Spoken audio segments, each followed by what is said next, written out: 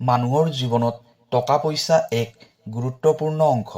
জীৱনৰ বহু সপোন, বহু ইচ্ছা, বহু প্ৰয়োজন এই টকা পইচাৰ ওপৰত নিৰ্ভৰ কৰে। কিন্তু বহুত সময়ত এনেকুৱা হয় যে মানুহে বহুত কষ্ট কৰে, বহুত পৰিশ্ৰম কৰে, তথাপিও হাতত টকা পইচা জমা হৈ নাথাকে। কেতিয়াবা দেখা যায় মাহৰ আৰম্ভণিত টকা পইচা থাকে, কিন্তু মাহৰ শেষলৈকে সকলো শেষ হৈ যায়।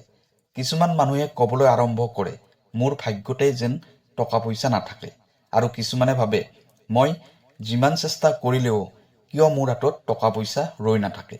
আচলতে জীৱনত টকা আহিবলৈ কেৱল পৰিশ্ৰমে যথেষ্ট নহয়। পৰিশ্ৰমৰ লগতে ভাগ্য, চিন্তাধাৰা আৰু আধ্যাত্মিক শক্তিও বহু সময়ত গুৰুত্বপূৰ্ণ ভূমিকা পালন কৰে। পুৰণি শাস্ত্ৰ আৰু আধ্যাত্মিক বিশ্বাস অনুসৰি কোৱা হয়, মানুহৰ চিন্তা আৰু শব্দৰ ভিতৰত এটা বিশেষ শক্তি থাকে। যেতিয়া মানুহে ভাল চিন্তা কৰে আৰু পজিটিভ শব্দ ব্যৱহাৰ কৰে, তেতিয়া সেই শক্তিয়ে লাহে লাহে জীৱনত ভাল ফল আনিবলৈ আৰম্ভ কৰে।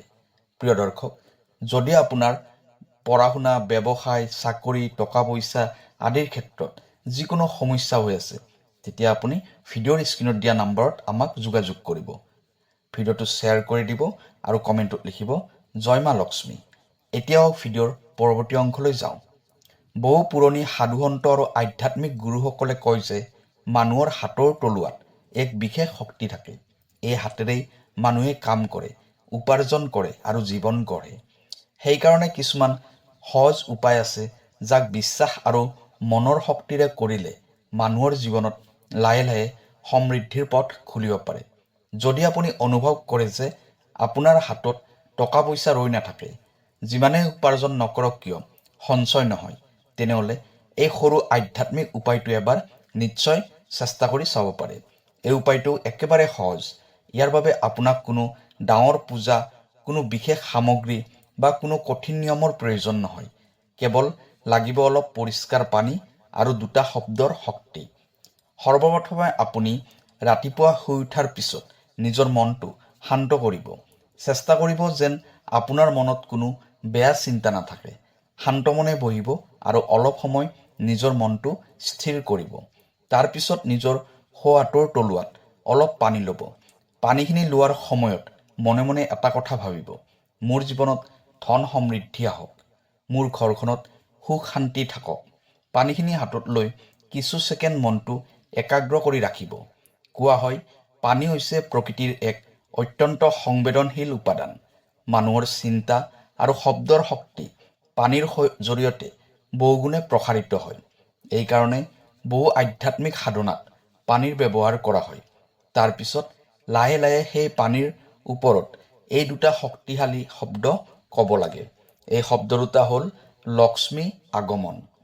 এই শব্দ দুটা কোৱাৰ সময়ত মনত বিশ্বাস ৰাখিব লাগে যে ধন সমৃদ্ধিৰ শক্তি আপোনাৰ জীৱনলৈ আহি আছে।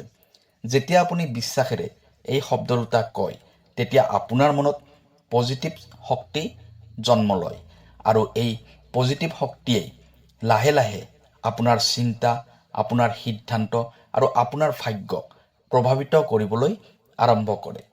পানীৰ ওপৰত এই শব্দ দুটা কোৱাৰ পিছত সেই পানীখিনি মাটিত ঢালি দিব লাগে। যদি আপোনাৰ ঘৰৰ ওচৰত গছ আছে, তেনেহ'লে গছৰ গুৰিত ঢালি দিলেও ভাল বুলি কোৱা হয়। কাৰণ গছ আৰু মাটি প্ৰকৃতিৰ শক্তিৰ সৈতে জড়িত থাকে। এই শক্তিয়ে আপোনাৰ মনক, ইচ্ছাক প্ৰকৃতিৰ সৈতে সংযোগ কৰায়। কোৱা হয়, যেতিয়া মানুহে বিশ্বাসেৰে ভাল শক্তি আহ্বান কৰে, তেতিয়া ব্ৰহ্মাণ্ডই লাহে লাহে সেই মানুহৰ পথ সহজ কৰিবলৈ আৰম্ভ কৰে। কিন্তু ইয়াত এটা গুৰুত্বপূৰ্ণ কথা আছে। এই উপায়টো কেৱল এদিন কৰিলেই বিশেষ ফল দেখা নাযায়। এইটো নিয়মিত আৰু বিশ্বাসেৰে কৰিব লাগে। বহুত মানুহে এই সহজ উপায়টো কৰি কৈছে যে তেওঁলোকৰ জীৱনত লাহে লাহে পৰিৱৰ্তন আহিবলৈ আৰম্ভ কৰিছিল। কেতিয়াবা নতুন কামৰ সুযোগ আহিছিল, কেতিয়াবা অপ্ৰত্যাশিতভাৱে টকা লাভ হৈছিল। অৱশ্যে এইটো কোনো যাদু নহয়। এইটো এক আধ্যাত্মিক বিশ্বাস আৰু পজিটিভ চিন্তাৰ উপায়। যেতিয়া মানুহৰ মন পজিটিভ হয়, তেতিয়া মানুহে জীৱনত নতুন সুযোগ চিনাক্ত কৰিব পাৰে। পৰিশ্ৰম কৰিবলৈ উৎসাহ বৃদ্ধি পায় আৰু লাহে লাহে ধন সমৃদ্ধিৰ পথো মুকলি হয়। সেইকাৰণে যদি আপোনাৰ জীৱনত টকা পইচা জমা হৈ নাথাকে, সঞ্চয় নহয়, তেনেহ'লে এই সহজ উপায়টো এবাৰ বিশ্বাসেৰে চেষ্টা কৰি চাওক। হয়তো এই সৰু উপায়টোৱে আপোনাৰ জীৱনত নতুন সমৃদ্ধিৰ আৰম্ভণি হ'ব পাৰে। কিন্তু বহুত মানুহৰ মনত এটা প্ৰশ্ন উঠিব পাৰে, এইটো কিয় কৰিব লাগে? এইটো কৰাৰ পিছত আচলতে কি হয়? পুৰণি ধৰ্মীয় বিশ্বাস আৰু আধ্যাত্মিক শাস্ত্ৰ অনুসৰি কোৱা হয় যে এই বিশ্বব্ৰহ্মাণ্ডত সকলো বস্তু শক্তিৰে গঠিত। মানুহৰ শৰীৰ, মানুহৰ চিন্তা, মানুহৰ শব্দ, সকলোতে এক বিশেষ শক্তি লুকাই থাকে। বিশেষকৈ মানুহৰ মুখেৰে কোৱা শব্দবোৰৰ এক অদৃশ্য প্ৰভাৱ থাকে। এইকাৰণেই পুৰণি লোকসকলে সদায় কয়, ভাল কথা কওক, ভাল শক্তি আহিব। যেতিয়া আপুনি হাতত পানী লৈ লক্ষ্মী আগমন বুলি কয়, তেতিয়া সেই শব্দটো কেৱল মুখেৰে কোৱা এটা শব্দ নহয়। সেই শব্দৰ সৈতে আপোনাৰ আশা, আপোনাৰ বিশ্বাস আৰু আপোনাৰ ইচ্ছাও জড়িত থাকে। পানী হৈছে প্ৰকৃতিৰ এক অত্যন্ত শক্তিশালী মাধ্যম। পানীয়ে শব্দ আৰু কম্পনৰ প্ৰভাৱ সহজে গ্ৰহণ কৰিব পাৰে। এইকাৰণে বহু ধৰ্মীয় অনুষ্ঠানত পানী ব্যৱহাৰ কৰা হয়। পূজা পাঠত গংগাজল, পবিত্ৰ পানী আদি ব্যৱহাৰ কৰাৰ পিছত এই বিশ্বাসেই জড়িত হৈ আছে। যেতিয়া আপুনি পানীৰ ওপৰত ভাল শব্দ কয়, তেতিয়া সেই পানীয়ে সেই পজিটিভ এনাৰ্জি গ্ৰহণ কৰে। তাৰপিছত যেতিয়া আপুনি সেই পানীখিনি মাটিত বা গছৰ গুৰিত ঢালি দিয়ে, তেতিয়া সেই শক্তি প্ৰকৃতিলৈ প্ৰেৰণ হয় আৰু প্ৰকৃতিৰ সৈতে মানুহৰ সংযোগ স্থাপন হয়। এইটো কেতিয়াও ভাবিব নালাগে যে এই উপায়টো একেবাৰে যাদুৰ দৰে কাম কৰিব। এইটো আচলতে মানুহৰ মন আৰু চিন্তাক পজিটিভ কৰাৰ এক আধ্যাত্মিক পদ্ধতি। যেতিয়া মানুহৰ মন পজিটিভ হয়, তেতিয়া মানুহে নিজৰ জীৱনত নতুন সুযোগ দেখা আৰম্ভ কৰে। বহুত সময়ত আগতে দেখা নোপোৱা সুযোগবোৰো চকুত পৰিবলৈ আৰম্ভ কৰে। ধৰি লওক, কোনোবাই সদায় ভাবে যে তেওঁৰ জীৱনত কেতিয়াও টকা পইচা নাহে। তেনেহ'লে তেওঁৰ মনত এটা নিগেটিভ ধাৰণা গঢ়ি উঠে। এই নিগেটিভ চিন্তাই লাহে লাহে মানুহৰ আত্মবিশ্বাস কমাই দিয়ে। মানুহে নতুন কাম কৰিবলৈ ভয় কৰে, নতুন সুযোগ গ্ৰহণ কৰিবলৈ সংকোচ কৰে। কিন্তু যেতিয়া মানুহে পজিটিভ চিন্তা কৰিবলৈ আৰম্ভ কৰে, তেতিয়া সেই চিন্তাই লাহে লাহে তেওঁৰ আত্মবিশ্বাস বৃদ্ধি কৰে। সেইকাৰণে বহু আধ্যাত্মিক গুৰুৱে কয়, মানুহে নিজৰ মুখেৰে ভাল শব্দ ক'ব লাগে আৰু নিজৰ মনত ভাল চিন্তা ৰাখিব লাগে। এই উপায়টো কৰাৰ সময়ত আপুনি মনে মনে 3টা শব্দ ভাবিব পাৰে। নম্বৰ 1, মোৰ জীৱনত ধন সমৃদ্ধি আহক। নম্বৰ 2, মোৰ পৰিশ্ৰমৰ ফল ভাল হওক। নম্বৰ 3, মোৰ হাতত সদায় টকা পইচা ৰৈ থাকক। এই চিন্তা আৰু এই শব্দৰ শক্তিয়ে আপোনাৰ মনক লাহে লাহে শক্তিশালী কৰি তোলে। কোৱা হয়, যেতিয়া মানুহে বিশ্বাসেৰে নিজৰ জীৱনৰ বাবে ভাল কামনা কৰে, তেতিয়া ব্ৰহ্মাণ্ডই লাহে লাহে সেই মানুহৰ পথ সহজ কৰিবলৈ আৰম্ভ কৰে। অৱশ্যে ইয়াত এটা গুৰুত্বপূৰ্ণ কথা আছে। এই উপায়টো নিয়মিতভাৱে কৰিব লাগে। কমেও 7 দিন ধৰি একে সময়তে এইটো কৰিলে ইয়াৰ মানসিক আৰু আধ্যাত্মিক প্ৰভাৱ অধিক অনুভৱ কৰিব পৰা যায়। কিন্তু বহুত মানুহে এটা ভুল কাম কৰে। তেওঁলোকে এদিন বা 2 দিন এইটো কৰে আৰু তাৰপিছত এৰি দিয়ে। এইটো কৰিলে ফল লাভ কৰা কঠিন হয়। যিকোনো আধ্যাত্মিক উপায়ত নিয়ম, ধৈৰ্য আৰু বিশ্বাস খুবেই গুৰুত্বপূৰ্ণ। সেইকাৰণে যদি আপুনি এই উপায়টো কৰে, তেনেহ'লে ধৈৰ্যৰে আৰু বিশ্বাসেৰে কৰক। হয়তো লাহে লাহে আপুনি নিজে অনুভৱ কৰিব, আপোনাৰ মনৰ ভিতৰত নতুন আশা জন্ম লৈছে, নতুন শক্তি আহিছে আৰু জীৱনৰ পথো অলপ অলপকৈ সলনি হ'বলৈ আৰম্ভ কৰিছে। কিন্তু বহু মানুহে এই উপায়টো কৰাৰ সময়ত কিছুমান ডাঙৰ ভুল কৰি পেলায়। সেই ভুলবোৰৰ বাবে উপায়টো কৰিও একো ফল দেখা নাযায়। পুৰণি সাধু সন্তসকলে কয়, যিকোনো আধ্যাত্মিক কামত বিশ্বাস, শুদ্ধতা আৰু নিয়ম খুবেই গুৰুত্বপূৰ্ণ। সেইকাৰণে যদি আপুনি এই উপায়টো কৰে, তেনেহ'লে এই 3টা ভুল কেতিয়াও নকৰিব। প্ৰথম ভুল, সন্দেহেৰে এই শব্দ কোৱা। বহুত মানুহে এইটো সন্দেহেৰে কৰে। তেওঁলোকে ভাবে এইটো কৰিলে সঁচাকৈয়ে কিবা হ'ব নেকি? এই ধৰণৰ সন্দেহেৰে যদি আপুনি এই শব্দ দুটা কয়, তেনেহ'লে ইয়াৰ শক্তি কমি যায়। কাৰণ আধ্যাত্মিক শক্তি সদায় বিশ্বাসৰ ওপৰত নিৰ্ভৰ কৰে। যেতিয়া আপুনি লক্ষ্মী আগমন বুলি কয়, তেতিয়া মনত দৃঢ় বিশ্বাস ৰাখিব লাগে যে ধন সমৃদ্ধিৰ শক্তি আপোনাৰ জীৱনলৈ আহি আছে। বিশ্বাস থাকিলে মনৰ শক্তিও বৃদ্ধি পায় আৰু এই শক্তিয়ে আপোনাৰ জীৱনত লাহে লাহে পৰিৱৰ্তন আনিবলৈ আৰম্ভ কৰে। দ্বিতীয় ভুল, অসুচি অৱস্থাত এই উপায় কৰা। আধ্যাত্মিক উপায় কৰাৰ সময়ত শুদ্ধতা খুবেই গুৰুত্বপূৰ্ণ। যদি আপুনি অসুচী অৱস্থাত বা অপৰিষ্কাৰ পৰিৱেশত এই উপায় কৰে তেনেহ'লে ইয়াৰ পজিটিভ প্ৰভাৱ কমি যায়। সেইকাৰণে চেষ্টা কৰিব লাগিব যেন আপুনি পৰিষ্কাৰ অৱস্থাত আৰু শান্ত পৰিৱেশত এইটো কৰে। সকলোতকৈ ভাল সময় হৈছে ৰাতিপুৱা শুই উঠাৰ পিছত। এই সময়ত মানুহৰ মন শান্ত থাকে আৰু শক্তিও পবিত্ৰ থাকে বুলি কোৱা হয়। তৃতীয় ফুল, পানীখিনি ফুল ঠাইত ঢালি দিয়া। এইটো এটা গুৰুত্বপূৰ্ণ ফুল যাক বহু মানুহে লক্ষ্য নকৰে।